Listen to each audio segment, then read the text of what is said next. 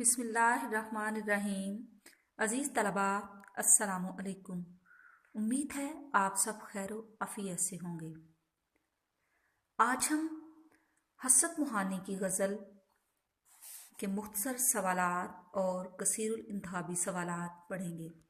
तो आइए अपने सबक का आगाज़ करते हैं।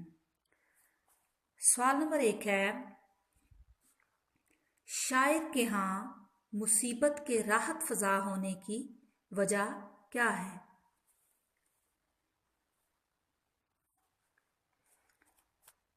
शायर के यहाँ मुसीबत के राहत फ़ज़ा होने की वजह यह है कि रज़ाए इलाही के सिलसिले में पेश आने वाली हर मुसीबत उसके लिए बाइसे इत्मीनान है, क्योंकि ये कुर्बे इलाही का एक ज़रिया होगी।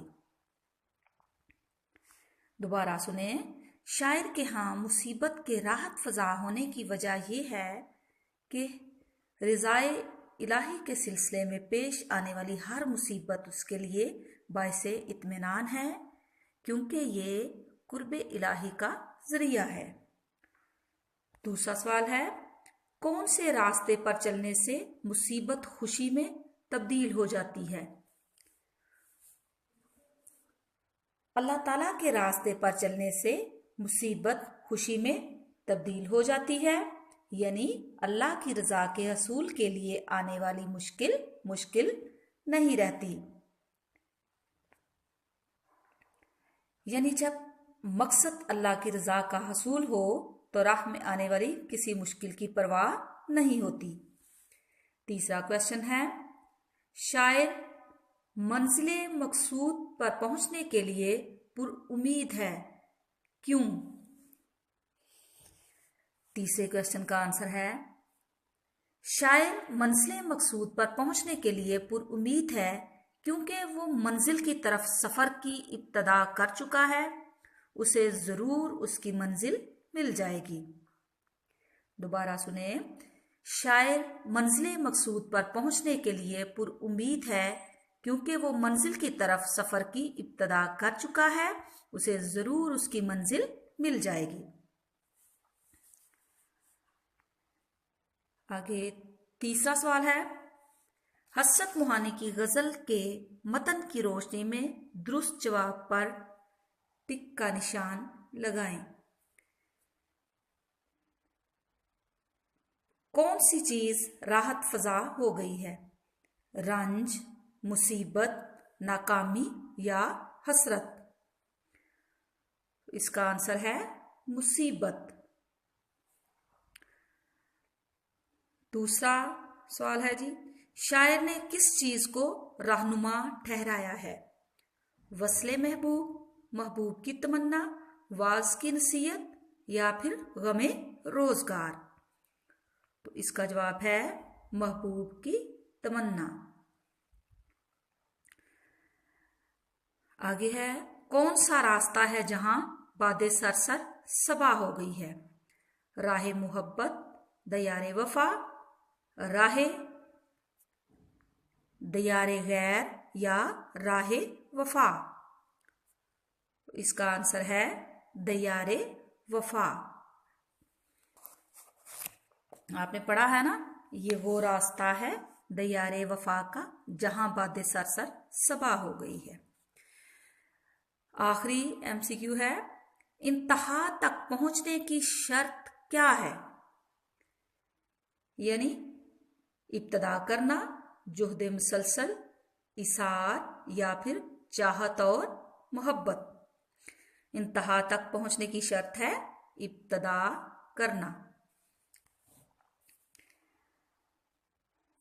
आगे चौथा सवाल है, हसरत मोहानी की इस गज़ल के कवाफी और रदीफ अलग अलग करके आपने लिखने हैं।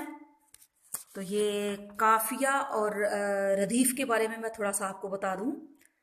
किसी भी शेर के आखिर में आने वाले हम वज़न और हम आवाज़ अल्फाज को काफिया कहते हैं। अगर शेर में रदीफ भी हो, वैसे रदीफ का होना लाजमी नहीं है, तो काफिया रदीफ से पहले आएगा। मसलन ये एक शेर है, इब्ने मरियम हुआ करे कोई, मेरे दुख की दवा करे कोई। यहाँ पहले शेर में हुआ और दवा जो है ये जो है हम आवाज अल्फाज हैं, और यहाँ और कहाँ जो हैं ये काफ़ी हैं। इनको कवाफी कहते हैं। काफिया की जमा है कवाफी। और रदीफ जो है किसी शेर में काफिये के बाद आने वाले एक जैसे लफ्ज या एक जैसे अल्फाज रदीफ कहलाते हैं। अगर गजल के मतला में रदीफ मौजूद हो तो बाकी अशार के दूसरे मिसरे में रदीफ आती है, ताहम गजल गैर मुरद्दफ भी होती है।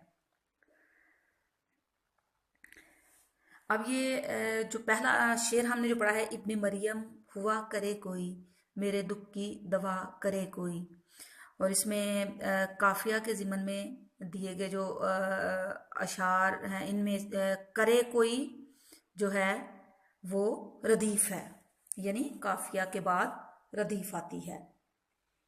अब ये पांचवा क्वेश्चन है कि गजल के तीसरे शेर और मक्ता की तशरीह कीजिए। तशरीह आप इसकी पढ़ चुके हैं। आगे चलते हैं। ये सवाल नंबर 8 देखिए। इस गजल का मक्ता और मतला आपने याद करना है और अपनी कॉपियों पे उसे लिखना है। अब ये देखें, मतला के बारे में हम पढ़ते हैं कि मतला किसे कहते हैं। इसके मायने है तलू होने की जगह, यानी इस्तिलाह में किसी गजल या कसीदे के पहले शेर को मतला कहते हैं। शर्त यह है कि इसके दोनों मिसरे हम काफिया और हम रदीफ हों। ये एक मिसाल के तौर पे ये गालिब की गजल का एक मतला दिया गया है। बाजीचाए इत्फाल है दुनिया मेरे आगे, होता है शबो रोज तमाशा मेरे आगे। ये जो है ये गजल का मतला है। अब मक्ता के बारे में पढ़ते हैं। गजल के आखिरी शेर को जिसमें शायर अपना तखल्लुस इस्तेमाल करता है उसे मक्ता कहते हैं। अगर शायर गजल के आखिरी शेर में अपना तखल्लुस इस्तेमाल ना करे तो वो गजल का मक्ता नहीं कहलाएगा, बल्कि गजल का आखिरी शेर होगा। यहाँ एक मिसाल दी गई है। नासिर काज़मी की एक गजल का एक मक्ता दिया गया है। वक्त अच्छा भी आएगा नासिर, वक्त अच्छा भी आएगा नासिर, गम न कर जिंदगी पड़ी है अभी। तो मुझे उम्मीद है कि आप मक्ता के बारे में और मतला के बारे में अच्छी तरह समझ चुके होंगे। तो इसी के साथ हमारा आज का सबक इख्तिताम पजीर होता है। अल्लाह हाफिज़।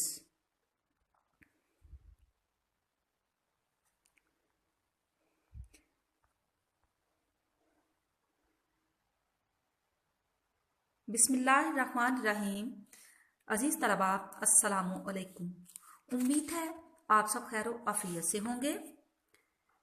आज हम जिकर मुरादाबादी की गज़ल आदमी आदमी से मिलता है, दिल मगर कम किसी से मिलता है के मशकी सवालात पढ़ेंगे और कसीरुल इंतखाबी सवालात पढ़ेंगे।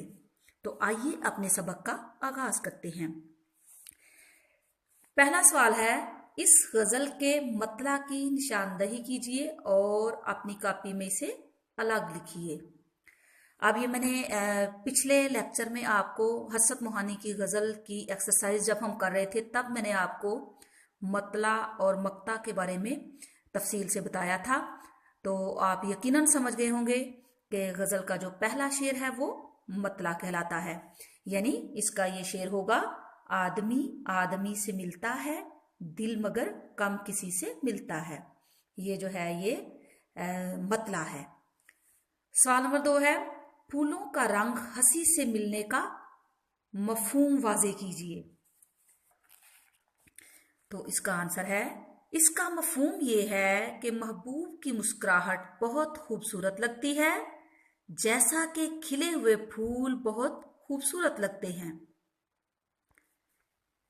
इसका मफहूम ये है कि महबूब की मुस्कुराहट बहुत खूबसूरत लगती है, जैसा कि खिले हुए फूल बहुत खूबसूरत लगते हैं। तीसरा सवाल है, होश और बेखुदी के मिलने से दुनिया के कारोबार कैसे संवरते हैं। इससे मुराद ये है कि जब इंसान किसी की मोहब्बत में इस हद तक गुम हो जाए कि होश और बेखुदी का आलम एक हो जाए तो इसे अपनी मोहब्बत में सुकून महसूस होने लगता है। दोबारा सुने।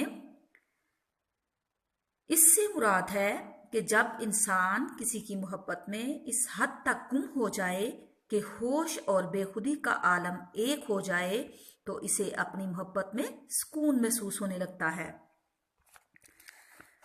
5वां सवाल है, 5वें शेर में मिलकर ना मिलने से क्या मुराद है। ये अभी चौथा क्वेश्चन आता है। चौथा क्वेश्चन है जी, मतला में किस हकीकत की तरफ इशारा किया गया है। मतला में किस हकीकत की तरफ इशारा किया गया। जरा मतला की तरफ फिर जाते हैं। आदमी आदमी से मिलता है, दिल मगर कम किसी से मिलता है। कि यूं तो इंसान जिंदगी में हर किसी से मिलता है मगर इसका दिल हर किसी से कम मिलता है, यानी दिली ताल्लुक किसी किसी से कायम होता है। दोबारा सुने चौथे क्वेश्चन का आंसर। कि यूं तो इंसान जिंदगी में हर किसी से मिलता है मगर इसका दिल हर किसी से कम मिलता है, यानी दिली ताल्लुक किसी किसी से कायम होता है। आइए अब 5वां सवाल दोबारा पढ़ते हैं। 5वें शेर में मिलकर ना मिलने से क्या मुराद है। इससे मुराद ये है कि इंसान बास लोगों के साथ एक अरसा गुजार देने के बावजूद दिली ताल्लुक कायम नहीं करता मगर बाज़ औक़ात किसी से नाराज़ी के बावजूद उसी से मिलने को जी चाहता है। दोबारा सुने 5वें क्वेश्चन का आंसर। इससे मुराद ये है कि इंसान बाज़ लोगों के साथ एक अरसा गुजार देने के बावजूद दिली ताल्लुक कायम नहीं कर सकता मगर बाज़ औक़ात किसी से नाराज़ी के बावजूद भी उसी से मिलने को जी चाहता है। आगे सवाल नंबर 4 है, जिगर मुरादाबादी की गजल का मतन ज़हन में रखकर दुरुस्त जवाब पर आपने टिक का निशान लगाना है। इसकी अलिफ चूज है जी। महबूब के सादगी से मिलने का शायर पर क्या असर होता है। खुशी से फूला नहीं समाता, महबूब के सितम भूल जाता है, नशा सा छा जाता है या फिर हर गम भूल जाता है।